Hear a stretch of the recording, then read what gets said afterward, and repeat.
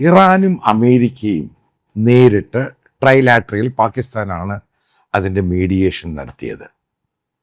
ഇസ്ലാമാബാദിൽ വലിയൊരു 5 സ്റ്റാർ ഹോട്ടലിൽ വെച്ച് നടന്ന മീറ്റിംഗ്, അതായത് നെഗോസിയേഷൻ അല്ലെങ്കിൽ ഡിസ്കഷൻ.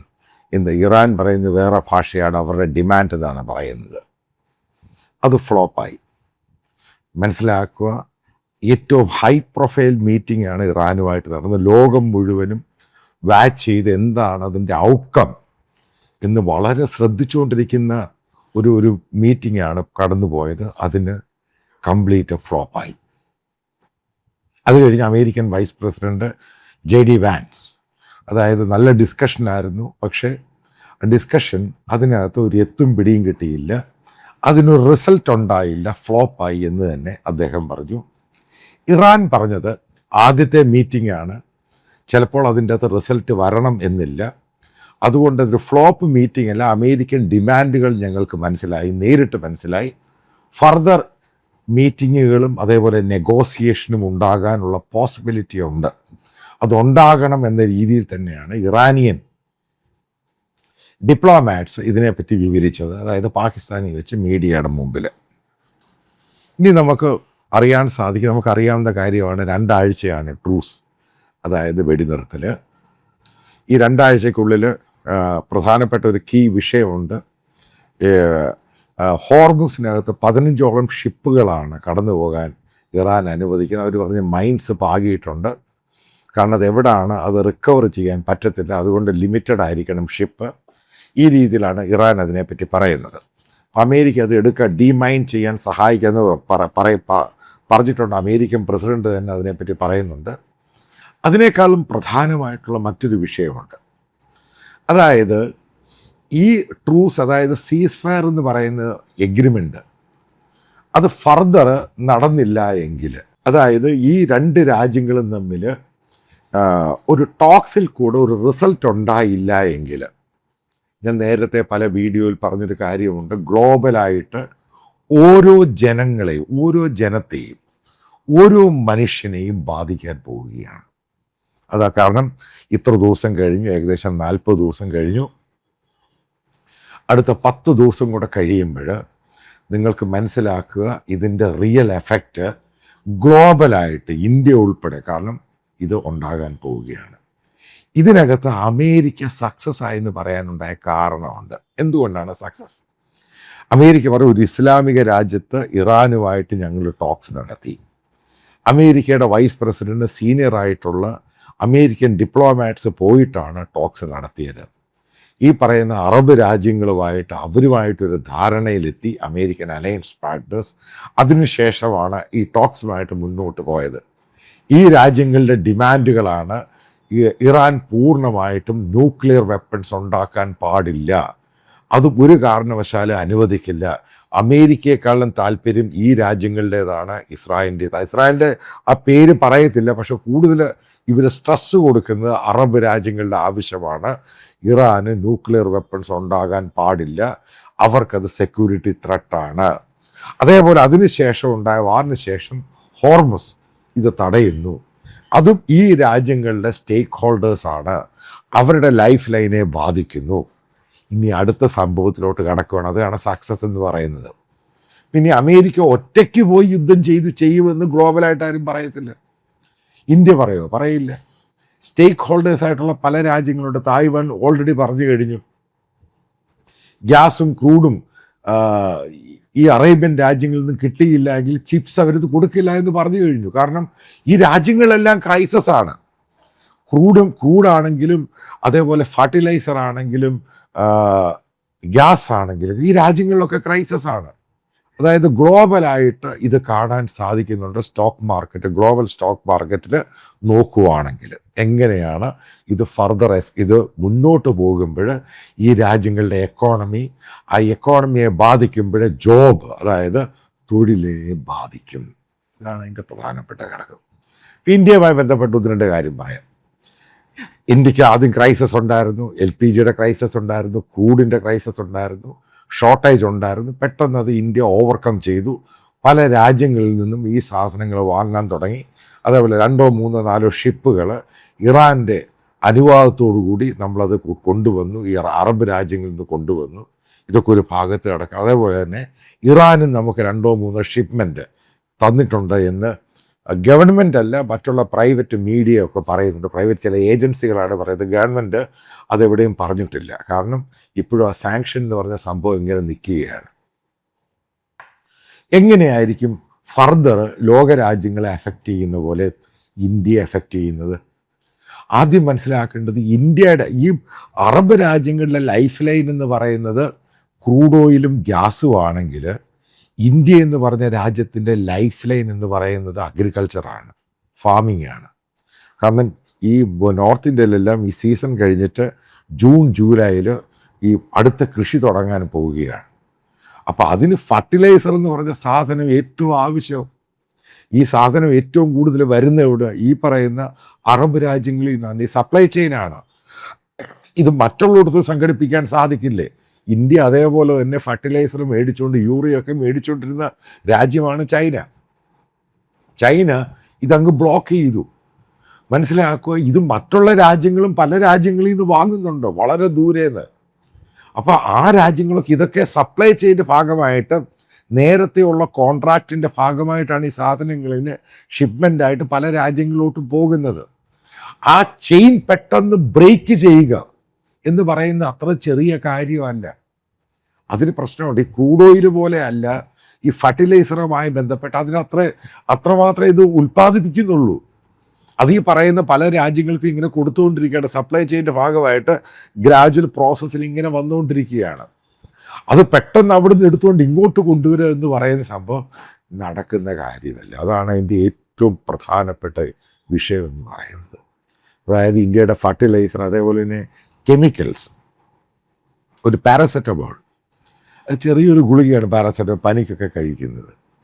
അതേപോലെ തന്നെ ഇന്ത്യ ഏറ്റവും കൂടുതൽ ലോകത്ത് ഫാർമ എക്സ്പോർട്ട് ചെയ്യുന്ന കമ്പനി ഇന്ത്യ മാനുഫാക്ചറും ചെയ്യുന്നുണ്ട്. അപ്പം ഇതിനകത്ത് 60% കോമ്പോണൻ്റ് എന്ന് പറയുന്നത് ഈ കെമിക്കലാണ്. ഈ 60% കെമിക്കൽ കോമ്പോണൻ്റ് എന്ന് പറയുന്നത് നമ്മൾ ഇമ്പോർട്ട് ചെയ്യുകയാണ്. 100% കെമിക്കലാണ്. അപ്പോൾ ഇമ്പോർട്ട് ചെയ്യുന്ന ഇതിനെ ബാധിച്ചു കഴിഞ്ഞാൽ അതിൻ്റെ പ്രൊഡക്ഷനെയും ബാധിക്കും. അതായത് ഇന്ത്യയിൽ പോലും ഈ പറയുന്ന ഈ ഗുളികകൾ, അതായത് ടാബ്ലറ്റ്സ്, മെഡിസിൻ, അതിൻ്റെ ഷോർട്ടേജ് ഉണ്ടാകും. ഇതൊന്നും ഹ്യൂജ് സ്റ്റോക്സ് ഒന്നും ഇവിടെ ഉണ്ടാക്കി വെച്ചിട്ടൊന്നുമില്ല. ഗ്രാജുവലായിട്ട് ഇങ്ങനെ പ്രോസസ്സ് വരും. ഇതെല്ലാം പ്രൈവറ്റ് കമ്പനികളാണ് ഉണ്ടാക്കുന്നത്. അവരുടെ ഈ സപ്ലൈ ചെയിനെ ബാധിച്ചു കഴിഞ്ഞാൽ ഓൾറെഡി ചൈന അത് ബ്ലോക്ക് ചെയ്ത് കഴിഞ്ഞു. കാരണം അവരത് കൃത്യമായിട്ട് പ്രെഡിക്റ്റ് ചെയ്തിട്ട് എല്ലാ രാജ്യങ്ങൾക്കുള്ള സപ്ലൈ ചെയിൻ അവർ ചെറിയ റേഷൻ രീതിയിലാണ് കൊടുക്കുന്നത്. കെമിക്കൽസ് ആണെങ്കിൽ പോലും ഇന്ത്യയിലോട്ടുള്ള യൂറിയ കംപ്ലീറ്റ് അവർ ബ്ലോക്ക് ചെയ്തു, കെമിക്കൽസും ബ്ലോക്ക് ചെയ്തു ഇപ്പോഴത്തെ എമർജൻസി സാഹചര്യം. അപ്പോൾ അടുത്ത ഓപ്ഷൻ എന്താ? അപ്പോൾ ഇന്ത്യയും അതിൻ്റെ ഈ അറബ് രാജ്യങ്ങളെ പോലെ ഒരു സ്റ്റേക്ക് ഹോൾഡറാണ്. തായ്വാൻ ഒരു സ്റ്റേക്ക് ഹോൾഡറാണ്. മറ്റുള്ള ഏഷ്യൻ രാജ്യങ്ങളും സ്റ്റേക്ക് ഹോൾഡറാണ്. ഇവിടൊക്കെ എനർജി വേണം, കെമിക്കൽ വേണം, ഫെർട്ടിലൈസർ വേണം. ഈ സംഭവങ്ങളിലൊക്കെ സപ്ലൈ ചെയിൻ എന്ന് പറഞ്ഞ് വലിയ ഘടകമാണ്. അപ്പം എങ്ങനെയാണ് ഡയറക്റ്റ് സ്റ്റേക്ക് ഹോൾഡർ? അതേപോലെ ഏകദേശം 85 ലക്ഷത്തോളം ഇന്ത്യക്കാർ ജോലി ചെയ്യുന്ന സ്ഥലമാണ് ഈ ഗൾഫ് മേഖല എന്ന് പറയുന്നത്. കഴിഞ്ഞ 40 ദിവസം കൊണ്ട് നിങ്ങൾക്കറിയാം, നിങ്ങളുടെ ബന്ധുക്കളുണ്ട്, അല്ലെങ്കിൽ നിങ്ങളിത് കാണുന്നവരുണ്ട്, നിങ്ങളുടെ ലൈഫിനെ ഇത് ബാധിച്ചിട്ടുണ്ട്. പല ഓഫീസുകളും താൽക്കാലികമായിട്ട് അടച്ചിട്ടുണ്ട്. ട്രാവലും സംഭവങ്ങളൊക്കെ പൂർണ്ണമായിട്ടും ഏകദേശം 90% ഡീറെയിൽഡായി പോയി.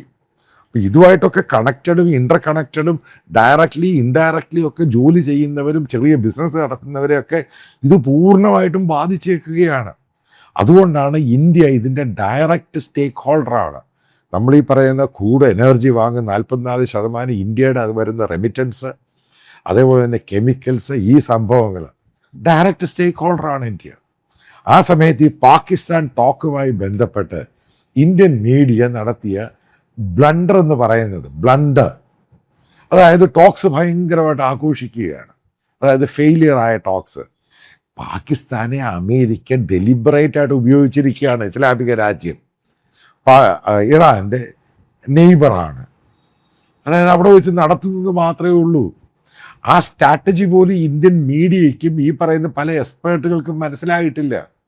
കാരണം ഒരു ഇസ്ലാമിക രാജ്യത്ത് വെച്ച് ഈ സംഭവം നടക്കണം, ടോക്സ് നടക്കണം.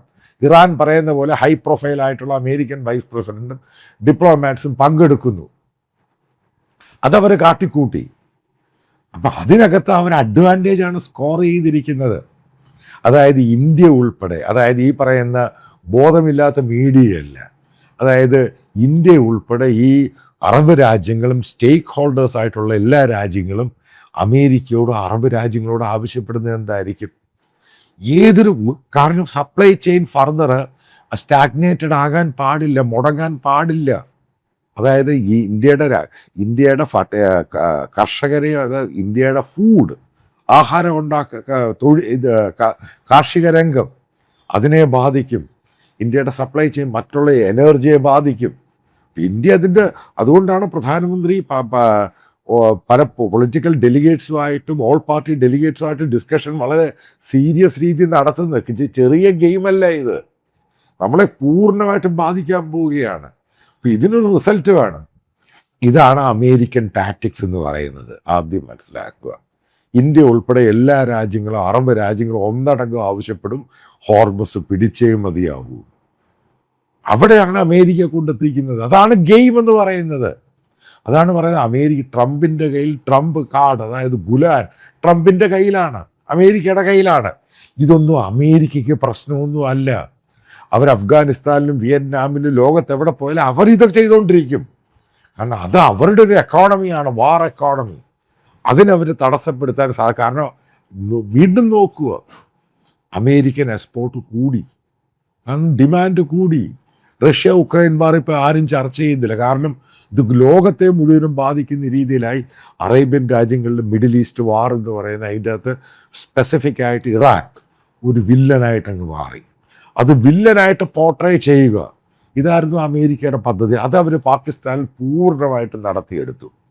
എന്നിട്ടും ആലോചിച്ച് നോക്കുക, ഈ ട്രൂസിൻ്റെ ഭാഗമായിട്ട് ഇസ്രായേൽ ലെബനിൽ ഫയറിങ് നിർത്തിയോ? ഇല്ല. ഇസ്രായേൽ ഇപ്പോഴും ബോംബിങ് നടത്തിക്കൊണ്ടിരിക്കുകയാണ് ലെബനിലും ബെയ്റൂട്ടിലും ഹിസ്ബുള്ളക്കെതിരെ. അതൊരു ഭാഗത്ത് നടക്കുകയാണ്. അപ്പം മറ്റൊരു ഭാഗത്ത് വീണ്ടും റീസ്റ്റാർട്ട് ചെയ്തു. അതാണ് ബെഞ്ചമിൻ നെതന്യാഹുവിൻ്റെ ലേറ്റസ്റ്റ് സ്റ്റേറ്റ്മെൻറ്റ് പറയുന്നത്. അതായത് വാർ കഴിഞ്ഞിട്ടില്ല ഇറാനുമായിട്ട്, ഞങ്ങൾ തുടങ്ങാൻ പോവുകയാണ്.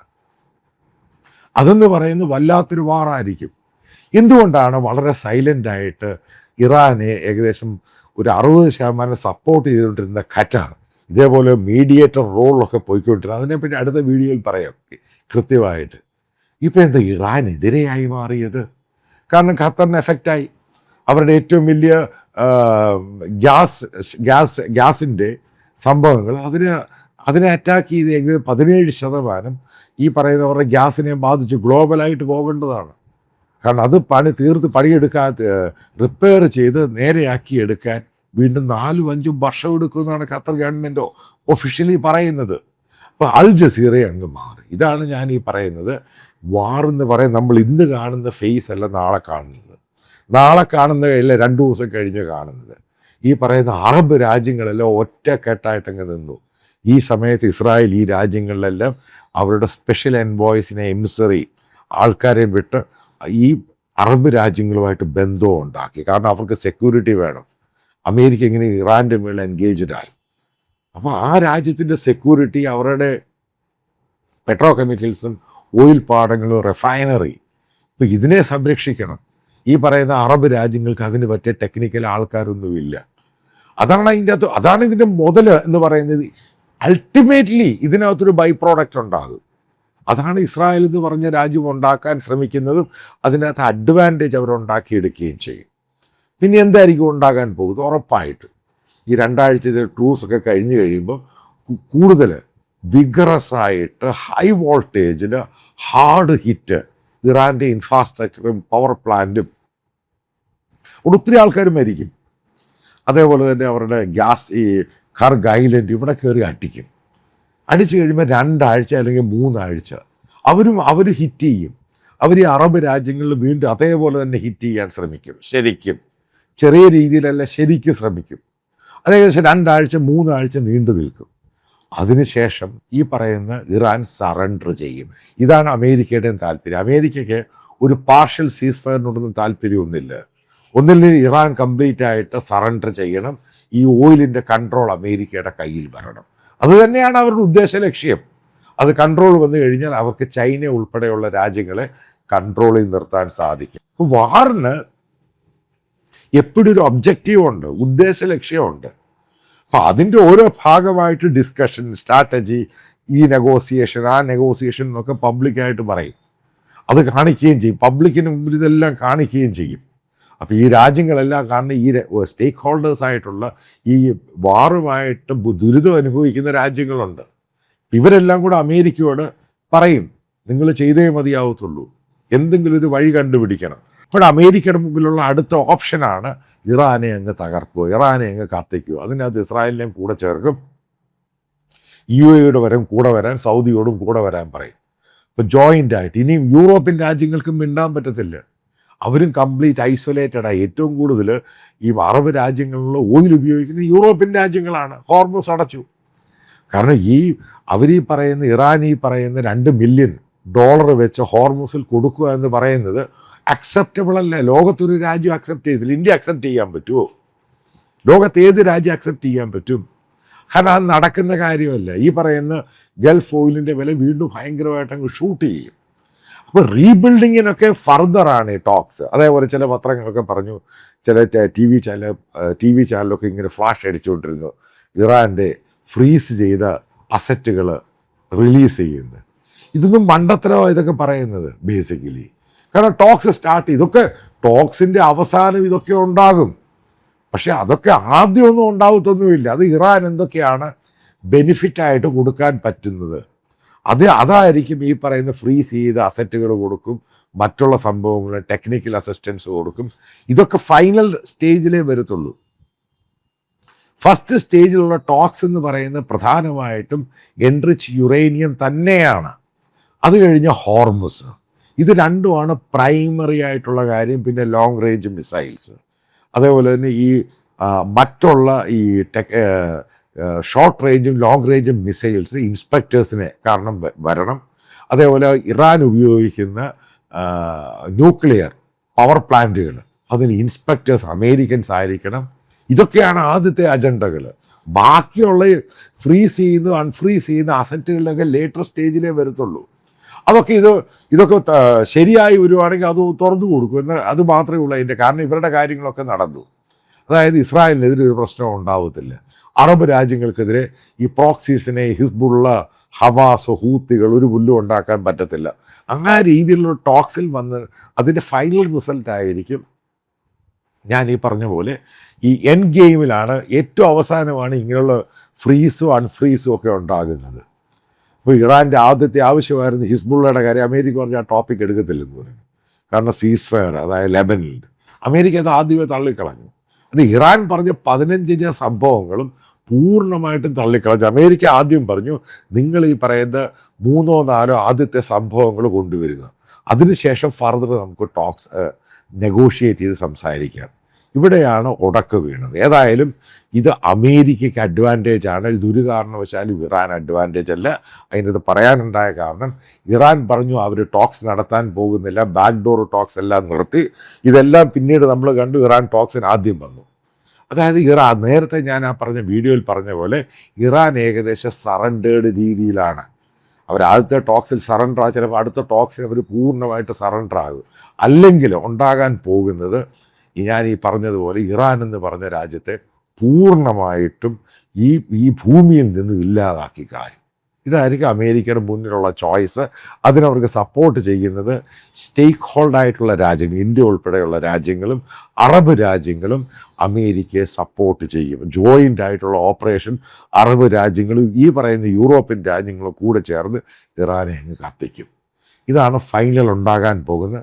അതിൻ്റെ റിസൾട്ട് എങ്ങനെ ഉണ്ടാകുമെന്ന് നമുക്ക് കാത്തിരുന്ന് കാണാം.